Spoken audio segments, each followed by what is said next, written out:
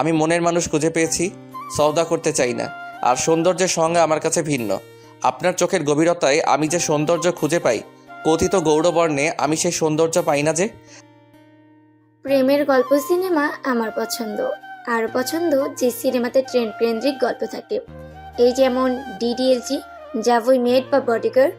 কিন্তু আমার জীবনে কোনো প্রেম নেই বা কোনো গল্প নেই।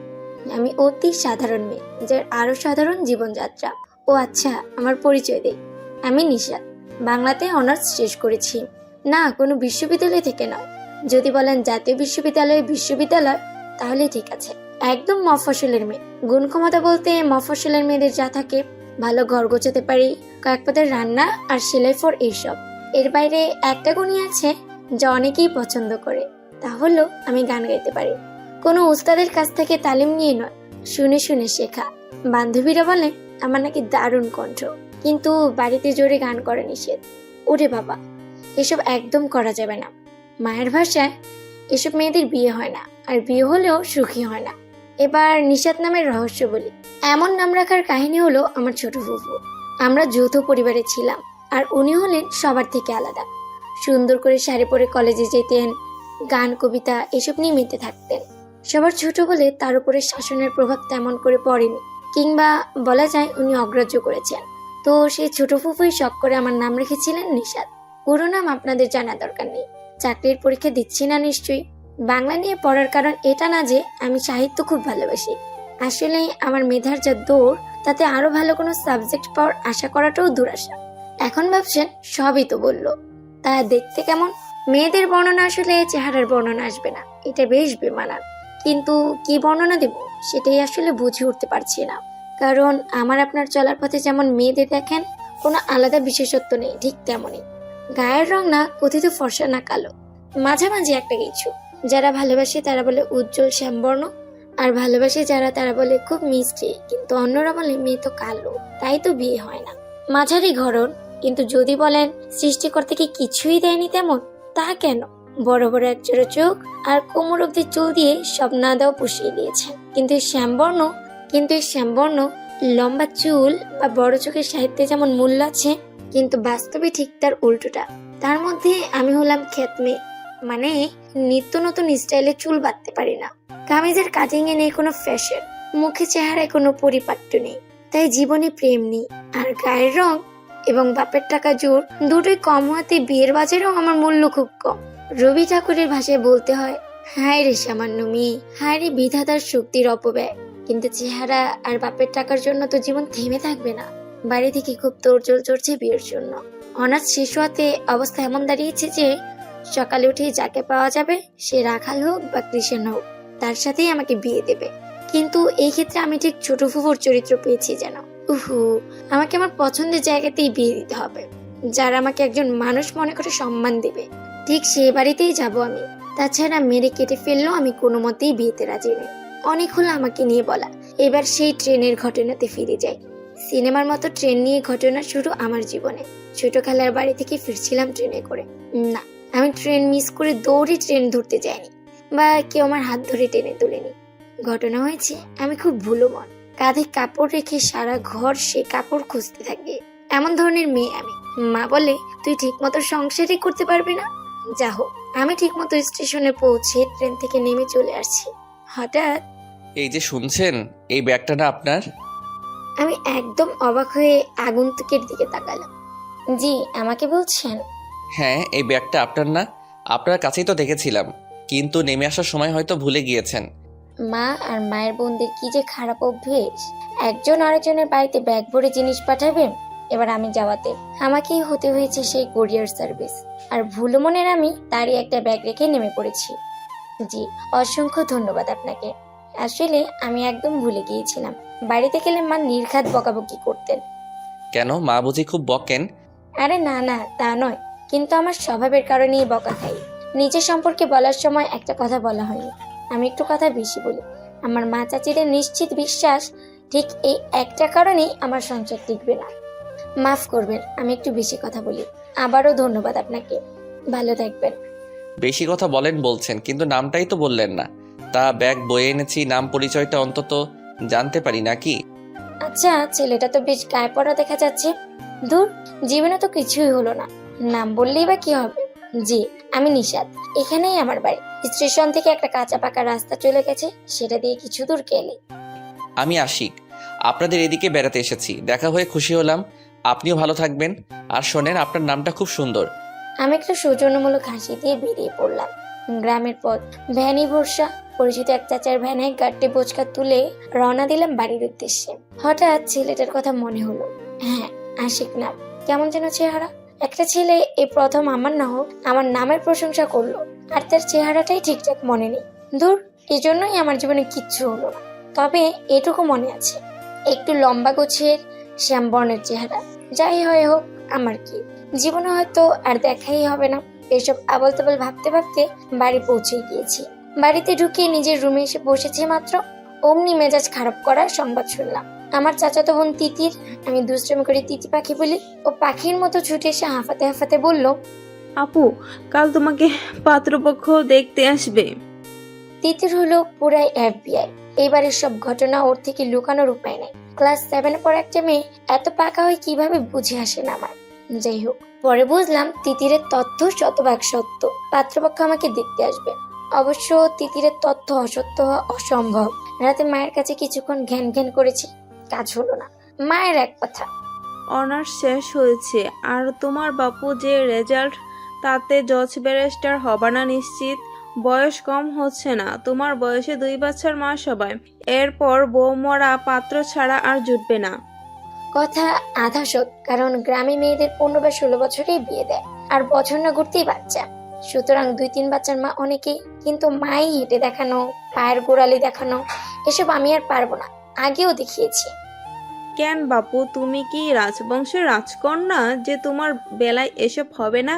শোন নিশিতা, তোর অনেক কথা সহ্য করছি, আর না ছোট ফুপুর মতো দেমাক পেয়েছিস, চেহারা পাসনি, এটা মনে রাখিস। কথা সত্য, আমার ছোট ফুফু অত্যন্ত সুন্দরী। বুঝলাম, মা খুব তেতে আছে। তা আশেপাশের লোকজন যেভাবে লেগে থাকে, তাতে মায়ের খুব একটা দোষ দিয়েও লাভ নেই। প্রশ্ন করতে পারেন, বাবাকে কিছু বলি না কেন? আমরা গ্রামের মধ্যবিত্ত পরিবারের মেয়েরা বাবার সাথে কেন জানি দূরত্ব রেখেই চলি, কিছুটা ভয়, কিছুটা শ্রদ্ধা। পরদিন দুপুরে পাত্রী দেখার নামে ছোটখাটো বিয়ের অনুষ্ঠান, যেন 12 জনের বিরাট বহর এসেছে। নানা রকম পিঠা নাস্তার পর্ব শেষ, দুপুরে খাওয়ার বিরাট আয়োজন চলছে। বুঝলাম, আমার রঙের কমতি আদর আপ্যায়নে পোষানো হবে। আমার পরিবার এবার খুব আশাবাদী। ছেলেরা ব্যবসায়ী পরিবার, ছেলের নিজেরও ব্যবসা আছে। কিসের ব্যবসা শুনতে ইচ্ছে হয়নি। ওরা নাকি শান্ত ভদ্র সংসারী মেয়ে খুঁজছে। আমাকে সাজিয়েছেন পাশের বাড়ির ভাবি। একটা হালকা কুচিকলা পাতা রঙের সুতি শাড়ি পরেছি, সাথে কাচের চুড়ি, চোখে কাজল আর ঠোঁটে হালকা লিপস্টিক। ভাবি আমাকে তার মেকআপ বক্স থেকে আরো কি কি দিতে চাচ্ছিলেন, আমি রাজি হইনি। এইসব প্লাস্টার করা মুখ দেখে পরে অতি সাধারণ আমাকে দেখে শখ খাবে, এর চেয়ে আগেই শখ খাওয়া ভালো। ওরা আমাকে দেখে শখ খেয়েছে কিনা জানি না, কিন্তু আমি শখ খেয়েছি। পাত্রপক্ষের সাথে সেই আশিক ছেলেটা বসা। ও কেন এখানে? না, আপনারা যা ভাবছেন তা নয়। আশিক পাত্র নয়, পাত্রের নাম আসিফ আরহাম। বিয়ে পাশ করা মোটর পার্টসের বড় দোকান দিয়েছে। ওদের সবাই ব্যবসায়ী করে, আর কয়েকটি দোকান আছে রড সিমেন্টস কাপড়ের। পাত্ররা 4 ভাই, যার মধ্যে 3 ভাই এই 3 রকম ব্যবসা করে। বাকি ছোটজন MA পাশ করে ব্যবসা না করে চাকরি করবে বলে জানিয়ে দিয়ে চাকরি খুঁজছেন। সবাই একসাথে যৌথ পরিবার, এবং আসিফ আরহাম 3 নাম্বার, একমাত্র বোন, সবার বড়। তার ছেলে মেয়েরাও সব বড় হয়ে গিয়েছে। ভাবছেন কিভাবে জানলাম এত তথ্য? তিতিরের কথা ভুলে গিয়েছেন বোধহয়। সেই যে আমার চাচাতো বোন, FBI এর মতো গোয়েন্দা, সেই সব বের করে জানিয়েছে। আশিকের ব্যাপারটা জিজ্ঞাসা করতে চেয়েও করিনি। থাক, এত জেনে লাভ কি। যাই হোক, আমাকে সবার সামনে চেয়ারে বসানো হলো। পাত্রের মা, বাবা, বোন, দুলা ভাই, ভাইয়ের বউ সবাই আমার দিকে তাকিয়ে পরীক্ষা নিরীক্ষা করছে। সাথে মুরব্বী গোছেরা আরো কয়েকজন। একজন বললেন, মা একটু হেঁটে দেখাও তো। আমি দরজার পাশে দাঁড়ানো মায়ের দিকে চোরা চোখে কটমট করে তাকালে মা আরো গরম চোখে তাকাতেই চুপ হয়ে গেলাম। হাঁটলাম, চুল দেখালাম। চুল দেখে যে অবাক হয়েছে বুঝলাম কারো কারো মুখ দেখে। এবার প্রশ্নবান, নামাজ পড়ো? কোরআন পড়তে পারো? সূরা ফাতিহা পড়ে শোনো? রান্না পারো? কি কি রান্না পারো? হাতের কাজ, সেলাই জানো? এরপর আরো কত কিছু। উত্তর দিয়েছি, আবার চুপ করে হতে গেছি। একজন আমার শিক্ষাগত যোগ্যতা শুনে বলল, তা আমার জননী, অনেক পড়া হয়েছে, আর দরকার নেই। তাছাড়া আমাদের ঘরের বউ তো আর চাকরি করবে না। আমাদের বাড়ির কোনো বউ কখনো চাকরি করে না। শেষে এক মুরব্বী মহিলা বললেন পায়ের গোড়ালি দেখাতে। আমি তাদের দাঁত চেপে দেখানোর পরে উনি ফিসফিস করে অন্যকে বললেন, ঠিক আছে, কোরালি মোটা মেয়েরা অলক্ষী হয়। আমার রাগে সমস্ত শরীর জ্বলে যাচ্ছে। আমি কি কুরবানির গরু যে এভাবে উল্টে পাল্টে দেখতে হবে? আর এত প্রশ্নের উত্তর দিতে হবে কেন? আমাকে যে প্রশ্ন করা হচ্ছে তা তো ছেলেকেও করা উচিত। সে নামাজ পড়ে কিনা, সে সূরা জানে কিনা। কিন্তু ছেলেরা আমাদের সমাজে বিশেষ সুবিধাজনক স্থানে থাকে, এজন্য এসব প্রশ্ন কেউ করে না। আর আমার মতো কালো মেয়ের এসব প্রশ্ন করার প্রশ্নই আসে না। শতটা প্রশ্নের উত্তর দিয়ে ফিরেছি নিজের রুমে। এখন সামনে যে আসবে তাকে ভস্ম করে দেব, এমন অবস্থা আমার। তিতির একটু উকি দিয়ে অবস্থা সুবিধাজনক নয় বুঝে চলে গেল। ইস, ওকে আমার দরকার। আশিক কেন ওদের সাথে? এই তথ্য তিতিরই বের করতে পারবে। কিন্তু এই আশিককে নিয়ে ভাবার সময় আমার হলো না। রাতে ছেলেপক্ষ জানালো আমাকে ওদের পছন্দ হয়েছে, ওরা সামনে এগোতে চায়। ব্যাস, পুরো বাড়িতে শোরগোল পড়ে গেল। মনে হচ্ছে কালই বিয়ে দিয়ে দেবে। কয়েকদিন পরের ঘটনা। এর মধ্যে আমার পরিবার থেকে আব্বা, আম্মা, মামা আর বড় দুল্লাভাই ছেলের বাড়ি দেখে এসেছে এবং বিয়ের 3 তারিখ নিয়ে কথাবার্তা চলছে।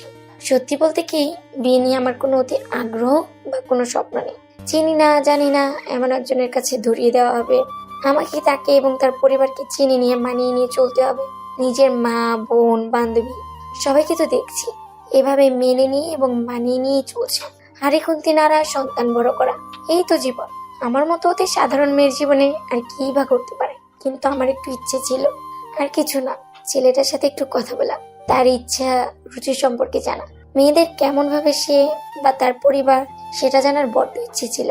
কিন্তু আমার মা বাদ সাধলেন। তার মনে হচ্ছে আমি যদি বেশি জানা বোঝা করতে চেয়ে হিতে বিপরীত করে ফেলি। আমি আমার মাকে মোটেও দোষ দেব না। ওনাকে প্রতিটা দিন উঠতে বসতে শতবার আত্মীয় প্রতিবেশী চেনা জানা সবার কাছেই শোনা লাগে, মেয়ে কেন বিয়ে দিচ্ছেন না, আর কবে দেবেন, মেয়ের কোথাও লাইন আছে নাকি, এত বড় মেয়ে বাড়ি থাকলে বাড়ির অমঙ্গল, ইত্যাদি ইত্যাদি। এর উপর যা কয়েক জায়গা থেকে প্রস্তাব আসে তা আমাকে দেখে তাদের পছন্দই হয় না। ছেলেটা এলিশা মাদ হোক আর যাই হোক, মেয়ে যেন ঐশ্বরিয়া বা ক্যাটরিনা কাইফ হতে হবে। এর সাথে গুণে লক্ষ্মী আর বিদ্যায় সরস্বতী। এই জন্য এবার সবকিছু মোটামুটি ঠিকঠাক মিলে যাওয়াতে মার কোনো রিস্ক নিতে চান না। ভালোই ভালোই বিয়েটা হয়ে গেলে আল্লাহর শুকরিয়া। কিন্তু ভালোই ভালোই সবকিছু কি হয়? মানুষ যেভাবে চায় সেভাবে কি সব ঘটে? কখন কি অঘটন ঘটে কেউ তো বুঝতেও পারে না। আমি বা আমরাও তা বুঝিনি। বিয়ের আর 1 সপ্তাহ বাকি। সেদিন রাতে তিতির এসে খুব বকবক করছিল, হলুদে কি পরবে, বিয়েতে কি পরবে, এসব নিয়ে মাথা খারাপ করে গেল আমার। রাতে শুয়ে পড়েছি, হঠাৎ পানির পিপাসা পেল। ইস, আজ পানি এনে রাখা হয়নি। ঘর থেকে বের হয়েছি পানি আনতে। আব্বা মায়ের ঘর পার হতেই কানে হঠাৎ একটা কথা ভেসে আসলো। জমিটা বেচে দেবো ভাবছি, কিন্তু এত কম সময়ে কি খরিদ্দার পাবো? আব্বার কণ্ঠ, হতাশার সুর সেখানে। জমিটা না বেচলে হয় না, বাবুকে বলে দেখো কোনো সাহায্য যদি করে। তোমার ছেলে কবে আমাদের সাহায্য করেছে বলো? বিয়েতে সে আত্মীয়ের মতো এসে খেয়ে যাবে, বড়জোর 2-5 হাজার টাকার বা সেই টাকার গিফট দিতে পারে। আর জমি না বেচে কি করব বলো? ঘটক বলছে ছেলের দোকান বাড়াবে, এজন্য কিছু নগদ টাকা দিতে হবে। এর সাথে দামি মোটর সাইকেল, তার দামও নাকি 3 লাখ টাকা। আর মেয়েকে 1 সেট গহনা, আবার 100 জন বরযাত্রী আসবে। এদিকে আমাদের ছোট মেয়ে, শেষ বিয়ে, আত্মীয় স্বজন সবাইকেই দাওয়াত দিতে হবে, ভালো আদর আপ্যায়ন করতে হবে। কিন্তু এই জমি থেকেই তো সারা বছরের খাওয়া চলে আমাদের, অন্য জমি থেকে তো তেমন কিছু আসে না। আর তাড়াহুড়া এই বিটে বাড়ি ছাড়া অন্য কিছুই তো নেই। এত ভেবো না জোহরা, আল্লাহ ভরসা, আমাদের আল্লাহ দেখবেন। কিন্তু সময় মতো মেয়ের বিয়ে দিতে না পারলে পাপী হয়ে থাকবো। আমি জানি আর পেতে কথা শুনে ঠিক না, কিন্তু আজ এই মুহূর্তে ঠিক ব্যাটিকের ঊর্ধ্বে উঠেছি যেন। আমার চোখ বেয়ে জল করিয়ে অন্য ভিজে গেছে, তা আমিই বুঝিনি। রাগ, ক্ষোভ আর অসহায়ত্ব ঘিরে ধরেছে আমাকে। কোনো রকমে নিজের ঘরে ফিরে এসেছি। শুয়ে শুয়ে অর্ধেক রাত পর্যন্ত চিন্তা করেছি শুধু। এরপর কঠিন একটা সিদ্ধান্ত নিয়ে ঘুমাতে গেলাম। পরদিন সকাল, আমার বাড়িতে হুলস্থুল, আমাকে কোথাও খুঁজে পাচ্ছে না। ফোন বাড়িতেই রয়ে গেছে। মা মাথায় হাত দিয়ে বসে আছে। পাড়া প্রতিবেশীরা কথা শোনাচ্ছে নানান রকম। আমাদের আগেই সন্দেহ হয়েছিল ইমেল লাইন না থেকে যায় না, কিন্তু লোকের মুখে জামা ঘষে আমি দুপুরের মধ্যে ফিরে এসেছি। সাথে আমার ছোট ফুফু আর্যমানদাও বেগম। আমি কিছুতেই পাত্রপক্ষের এই অন্যায় দাবি মানতে পারছি না। এই যে আমার নারীত্বের অপমান, আমার রং চাপা বলে কি সেটা পোষাতে হবে আমার বাপের টাকায়? আমার বাপের জমি বেচে কেন আমার সুখ কিনতে হবে? আর সুখ তার নিশ্চয়তা কি? আমি জানি আমার এসব কথা কেউ বুঝবে না, তাই যে বুঝবে আমি চলে গিয়েছি তার কাছে। ছোট ফুফু আর্য পরিবারের একমাত্র বিদ্রোহী মেয়ে, কারো পরোয়া করে না। তার বক্তব্য, আমি যতক্ষণ সঠিক কাজ করব কারো কথাই শুনবো না। ছোট ফুফুর কাছে যে সব খুলে বলতেই রেগে আগুন। তোর বাপের কি মাথা খারাপ? যারা বিয়ের আগে এমন দাবি করতে পারে, বিয়ের পর তো সম্পর্ক পাকাপোক্ত হবে, তখন নানান ছুতোয় বলবে বাপের বাড়ি থেকে টাকা আনো, না আনতে পারলে নির্যাতন। এসব লোক খুব লোভী হয়। ফুফু এসে বাড়ি কাঁপায় ফেলছে। আব্বা চুপ করে বসে আছেন। মা এসে থামানোর চেষ্টা করছেন, থামাতে না পারে ক্রুদ্ধ হয়ে বোমা ফাটালেন যেন। এতই যখন দরদ, তো বাইজির একটা ব্যবস্থা করলেও তো পারো। সবাই শুধু বড় বড় কথা বলে, কাজের বেলায় কেউ না। কে বিয়ে করবে তোমার কালো বাতিজিকে?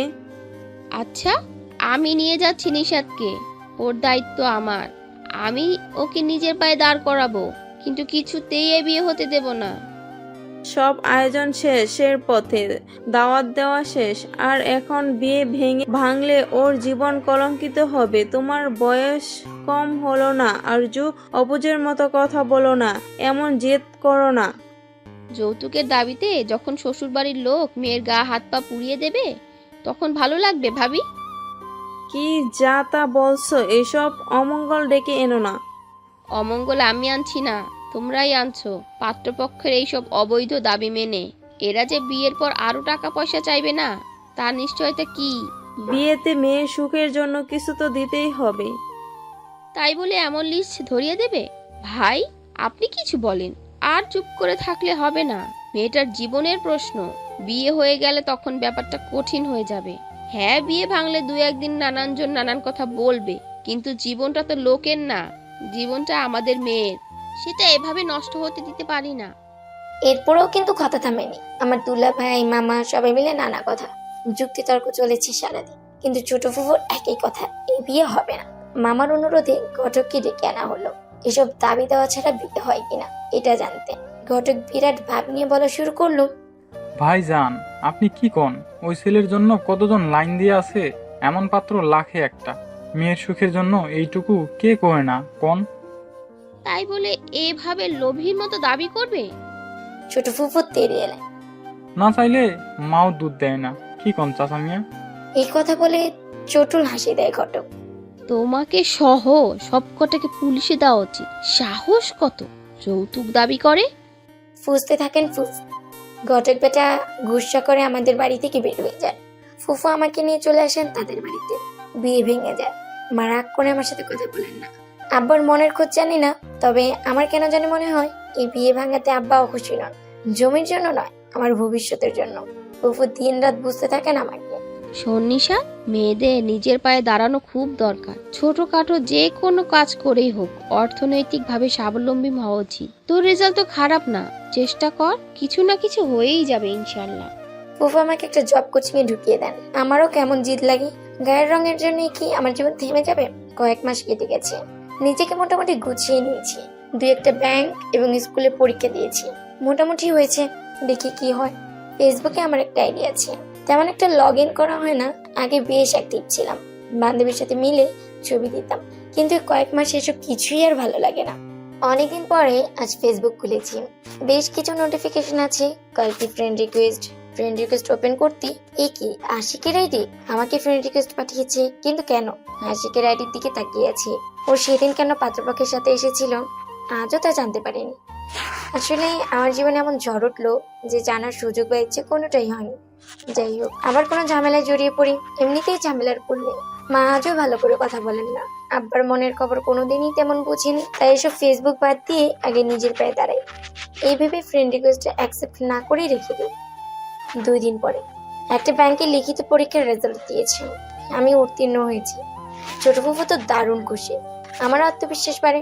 মৌখিক পরীক্ষার জন্য জোরসোরো প্রস্তুতি নিতে থাকি। আজ মৌখিক পরীক্ষা, বুক ধুকপুক করছে। কি প্রশ্ন করে কে জানে। ডাক মতো বোর্ডে যে পরীক্ষা দিয়েছি, চাকরির জন্য প্রথমে ভাইবা, খারাপ হয়নি, কিন্তু বাবার এই প্রশ্নের পর প্রশ্ন হিমশিম খেতে হয়। তাদের প্রতিষ্ঠানের উন্নয়নে আমি কিভাবে তাদের সাহায্য করতে পারি, আর এই প্রশ্নের ছেড়ে নিজের উন্নয়নের চিন্তায় আমি বাঁচি না। আর প্রতিষ্ঠানের উন্নয়ন। গলাটা শুকিয়ে এসেছে, শুধু পানি খেলে হবে না। এই মুহূর্তে আমার 1 কাপ কফি খুব প্রয়োজন, ক্যাফিন দরকার শরীরে। ব্যাংকের নিচে একটা কফি শপ আছে দেখেছি, সেখানে বসে একটা কফির অর্ডার দিলাম। তার আগে ঢকঢক করে পানি খেলাম হাফ লিটার।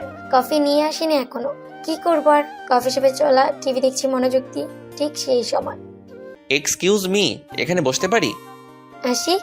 এখানেও? জি অবশ্যই, চেয়ার টেবিল তো আর আমার নয়। ধন্যবাদ। বিরক্ত নাকি খুব? তা ভাইবা কেমন হলো? আমার ভাইবা কিভাবে জানলেন? আমার ব্যাংকে এসে পরীক্ষা দিচ্ছেন তা আমি জানবো না? আপনি এখানেই জব করেন? আশ্চর্য। আশ্চর্য কেন? আমি যেখানেই যাই সেখানেই আপনি। ব্যাপারটা কি? যদি উল্টা করে বলি? মানে কি? আমি আপনাকে ফলো করছি বলতে চান? হুম, ভাগ্য আমাদের একত্র করছে, তা আমাকে এভাবে ঝুলাই না রাখলেই পারেন। আমি আপনাকে কিভাবে ঝুলাই রেখেছি? ফেসবুকে আমার ফ্রেন্ড রিকোয়েস্ট অ্যাকসেপ্ট করে আমার আইডিটাকে আর ঝুলাই রাখবেন না।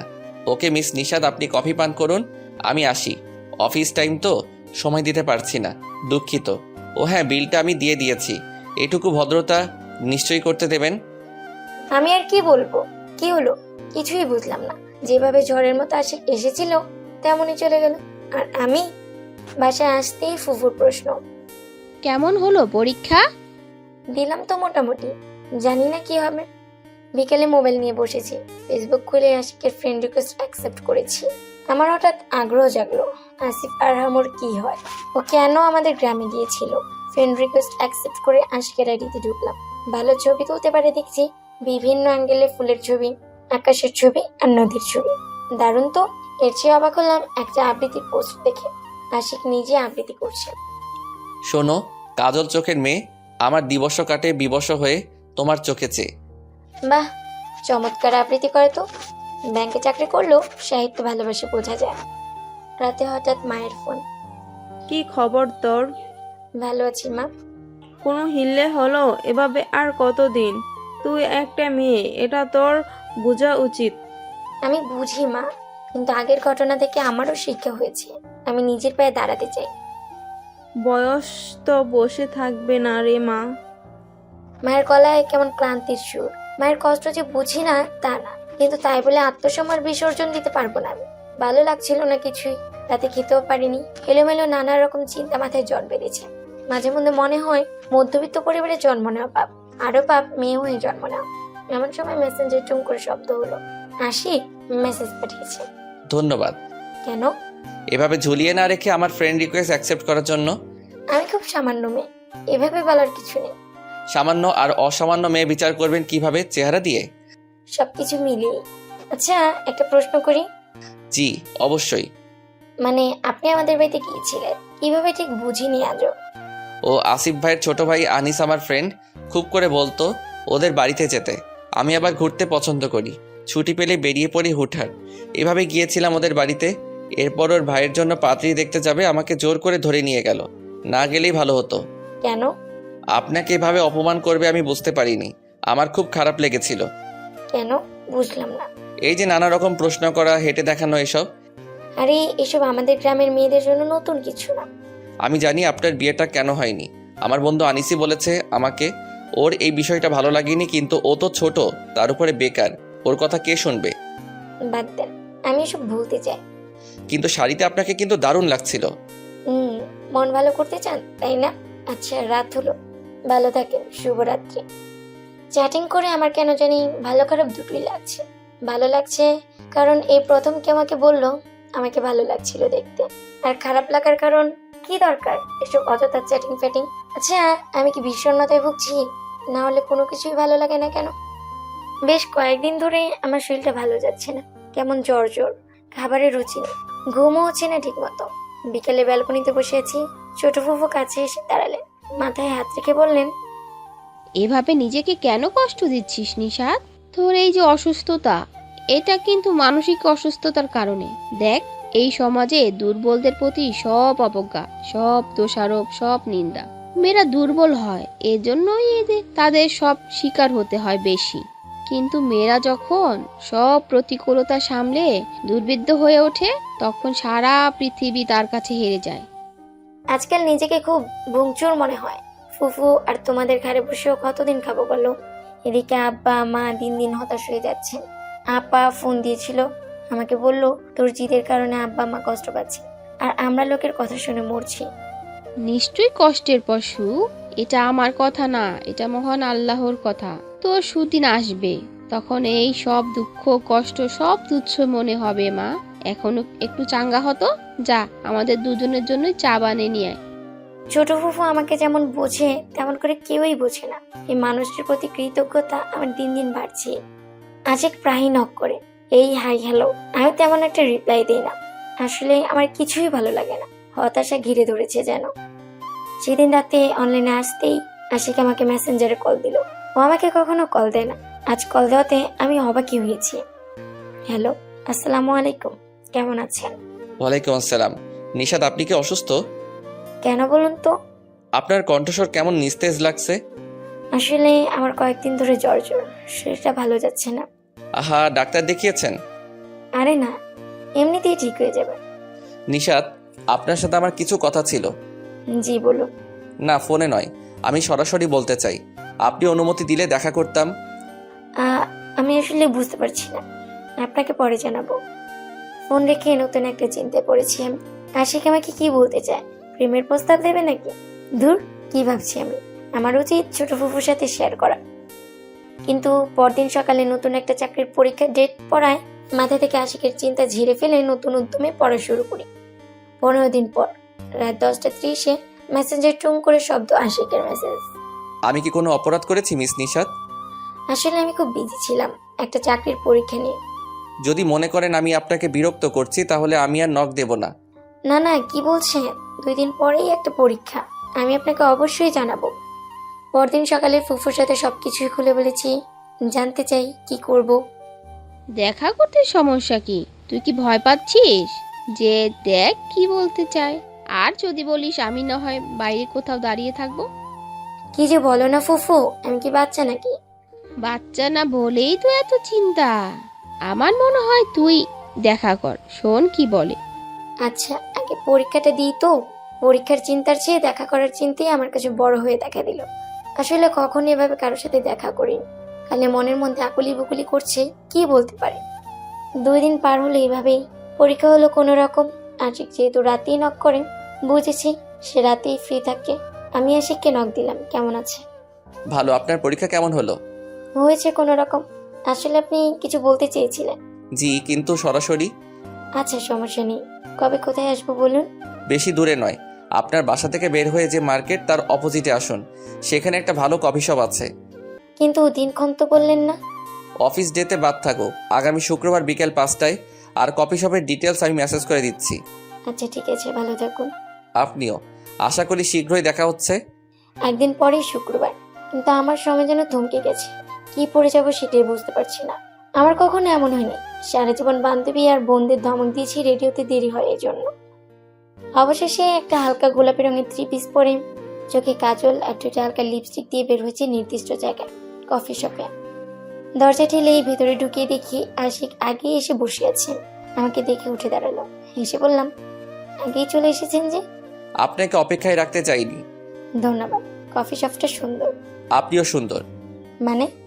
মানে আপনাকে সুন্দর লাগছে। এটা বলতে নিশ্চয়ই ডাকেননি? আমার কিছু কথা বলতে ডেকেছি। আচ্ছা, আগে অর্ডারটা দেই। কি খাবেন বলেন? কফির সাথে আর কি?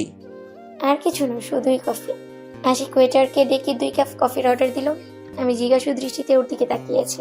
নিশাদ, আমি চাই আমি আমার কথাগুলো আগে শেষ করব, এরপর আপনি কথা বলবেন। আচ্ছা বলেন। আমি একটা নিম্ন মধ্যবিত্ত পরিবারের সন্তান। 2 ভাই বোনের মধ্যে সবার ছোট। নিম্ন মধ্যবিত্ত পরিবার, সুতরাং বুঝতেই পারছেন, দুঃখ দরিদ্রতা এসবের সাথে বেড়ে ওঠা। জীবনে কোনো বড় স্বপ্ন ছিল না কোনো দিনই। একটা সাধারণ সাদাসিধে জীবন, মা বাবার পাশে দাঁড়ানো আর একজন প্রিয় মানুষের আশ্রয়, এই আমার স্বপ্ন। জীবনে এত বেশি স্ট্রাগল করতে হয়েছে যে প্রেম ভালোবাসার কথা চিন্তা করা বোকামি ছিল আমার জন্য। তাই এসব হয়নি। লেখাপড়ায় খারাপ ছিলাম না, কিন্তু লেখাপড়া শেষ করে সরকারি চাকরির আশায় না থেকে যেখানেই সুযোগ পেয়েছি ঢুকে গিয়েছি। এখন প্রশ্ন করতে পারেন কেন আপনাকে এসব বলছি। কারণটা একটু পরেই বুঝতে পারবেন। চাকরি শুরু করার পরে মা আর বোনেরা চাপ দিতে থাকে বিয়ের জন্য, কিন্তু আমি একটু স্বাধীনভাবে ঘুরতে চেয়েছি আরও কিছুদিন। ঘুরে বেড়ানো, ছবি তোলা, এসব আর কি। কিন্তু কি? ও সরি, থাকতে না পেরে মুখ ফসকে বলে ফেলি আমি। আশিক মিষ্টি করে হাসে। হাসলে ছেলেটাকে বেশ ভালো লাগে। কিন্তু একটা ট্রেন জার্নি আমার জীবনটা উলটপালট করে দিয়েছে। আপনার সাথে যেদিন প্রথম দেখা হলো, আপনি ট্রেনে ঠিক আমার কামরাতেই আমার পাশের সারিতে উল্টো দিকে বসেছিলেন। আমি জানি আপনি আমাকে খেয়ালই করেননি, কিন্তু আমি আপনাকে দেখেছি। কি দারুণ উচ্ছল আপনি! আপনার ফোন আসলো আর আপনি কি উচ্ছ্বসিত স্বরে কথা বলতে শুরু করলেন। আপনার অবাধ্য চুল চোখে মুখে এসে পড়ছে, আর আপনি ঝর্ণার মতো কলকল করে কথা বলে চলেছেন। ঘটনাক্রমে আপনি একটা ব্যাগ রেখে নেমে পড়াতে আপনার সাথে কয়েকটা বাক্য বিনিময় হলো, কিন্তু নাম ছাড়া আর কিছুই জানতে পারিনি। এরপর কাকতালীয়ভাবে আপনাদের বাড়িতে যে আপনাকে দেখে আমি চরম ধাক্কা খেয়েছি, আবার মুগ্ধ হয়েছি। কচি সবুজ পাতা রঙের শাড়িতে আপনাকে সবুজ পাতার মতোই সজীব লাগছিল। চোখ সরাতেও পারছিলাম না, আবার ধরা পড়ার ভয় বেশিক্ষণ তাকাতেও পারছিলাম না। কিন্তু মন ভেঙে গিয়েছিল এটা ভেবে যে আপনি অন্য কারো হয়ে যাচ্ছেন। ভবিতব্য মেনে নিয়ে আমি ফিরে আসি আমার কর্মস্থলে, কিন্তু কিছুদিন পরে আমার বন্ধু আনিস জানায় বিয়েটা হয়নি, ভেঙে গিয়েছে। কারো বিয়ে ভাঙার কথা শুনলে খুশি হওয়া ঠিক না জানি, কিন্তু আমি আমার খুশি আটকাতে পারিনি। আনিসের কাছে আপনার ডিটেলস ছিল, সেটা শুনে ফেসবুকে সার্চ দিয়ে আপনাকে পেয়েছি, কিন্তু ফ্রেন্ড রিকোয়েস্ট তো গ্রহণ করেন না। তারপর তো আমার ব্যাংকে দেখা হলো আবার, কিন্তু নিশাদ ব্যাংকের নিচের কফি শপে আপনাকে দেখে আমার ভীষণ খারাপ লেগেছে।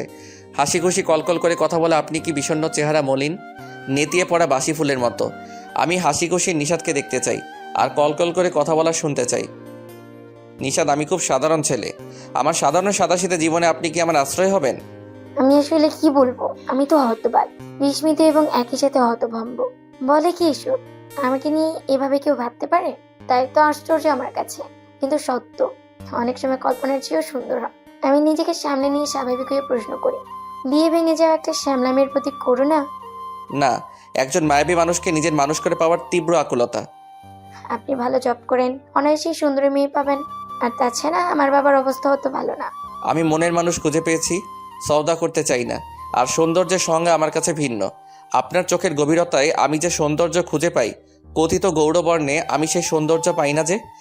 দেখুন আশিক, প্রেম করার মতো লুতুপুতু আবেগ আমার এখন নেই, আর সে পরিস্থিতিতেও আমি নেই, সেটা নিশ্চয়ই বোঝেন।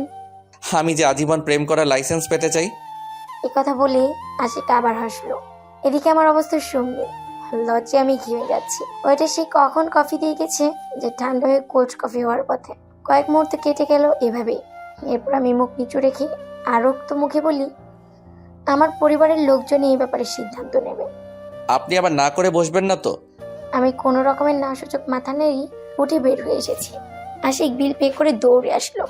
আরে দাঁড়ান, রিক্সা ঠিক করে দেই। লাগবে না, আমি যেতে পারবো। এরপর আমি কিভাবে বাসায় ফিরেছি জানি না। কি এক অদ্ভুত ঘোরের মধ্যে আছি, তার চেয়েও অদ্ভুত অনুভূতি হচ্ছে আমার। ফুফু ব্যালকনিতে পায়চারি করছিল, আমাকে দেখে দৌড়ে এসে উদ্বিগ্ন হয়ে কি হয়েছে জানতে চাইলেন। আমি প্রথমে কিছুই বলতে পারিনি, একটু ধাতস্থ হয়ে খুলে বলেছি সব। আমার মতো ফুফুও খুব অবাক, কিন্তু এরপর আল্লাহর শুকরিয়া আদায় করে আমার মাথায় হাত রেখে বললেন, বলেছিলাম না মা, আল্লাহ তোর জন্য ভালো কিছু লিখে রেখেছে।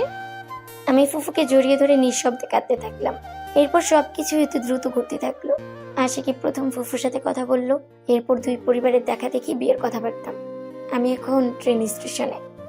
আজ আমার বিয়ে হয়েছে আশিকের সাথে। আমি এখনো ঘোরের মধ্যে রয়েছি। মা আমাকে জড়িয়ে ধরে অঝরে কেঁদেছেন। আশিকের বাবা যে মাকে সান্ত্বনা দিয়ে বলছেন, আরে বিহাইন, আমার মা মরে গিয়েছেন, তাই আমি আজ আমার মা নিতে এসেছি। আপনি এভাবে কেঁদে আমার মাকে কাঁদাবেন না প্লিজ।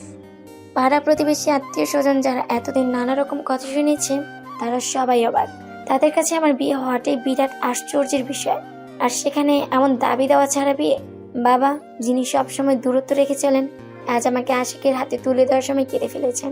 আর ছোট ফুফু, উনিই তো আজ সব কাজ এক হাতে সামলেছেন।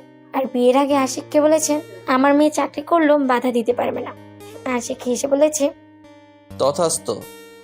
ও হ্যাঁ, স্টেশনে বসে আছি, কারণ আশিকের ইচ্ছে ট্রেনে করেই বউ নিয়ে বাড়ি ফিরবে।